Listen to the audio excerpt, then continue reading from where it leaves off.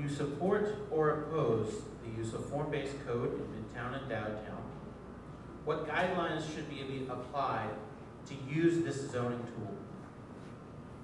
I support it. The city of Tulsa has forever, as long as most of us have been around, used a use-based zoning, which means industrial, commercial, residential. The zoning was relative to the use, with little regard to the structure, to the form of the building.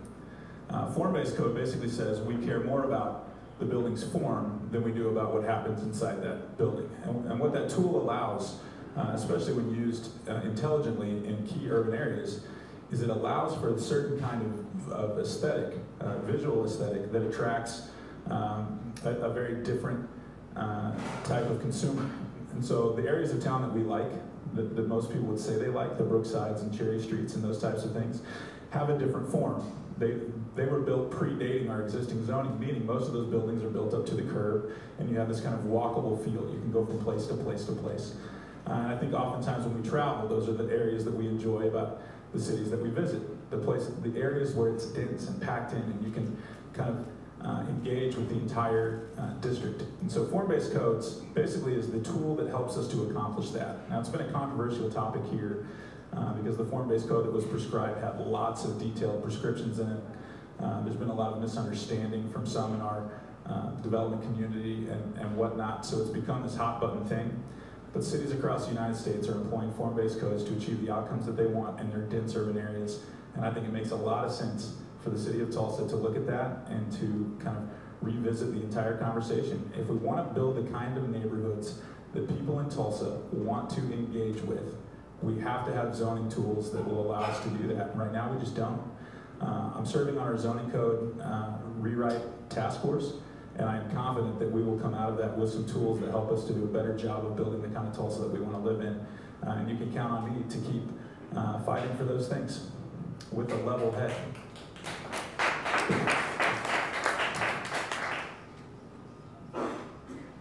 I also would support the form-based code because I like pretty. I like anything with aesthetic value. I don't like just scattered random stuff, and I think that's what we all want to clean up, and we would like our streets to look more unified, and with the tree lined sidewalks and everything, and I'm all for all that stuff. And as far as variances and things like quick trips coming in, I think that if something like that comes in, it needs to look like us. It needs to blend and be part of what we want. And so if it's coming in to improve an area, improve a neighborhood, and it's not going to decrease property values, and it's not going to cause a lot of light pollution or noise, and it's actually going to improve the space, then maybe that's a good thing. But I think variances should be settled on whether or not it's going to be an improvement or it's going to compromise property value. But I like form-based code. So. All right. So I'm not trying to sound like a cop out here, but if it would really depend on how strict the form-based was, and I'm still just having such a hard time with this microphone. Move it over this way. All right. No, so like I said before, I am a pretty big advocate of property rights and what an individual wants to do. Oh, I have another microphone. This is great. Now I have a cord. All right, can you guys hear me? So like I said, I'm a pretty big advocate of property rights and letting the in my opinion, I think developers and property owners have a better idea of how things should be done rather than City Hall.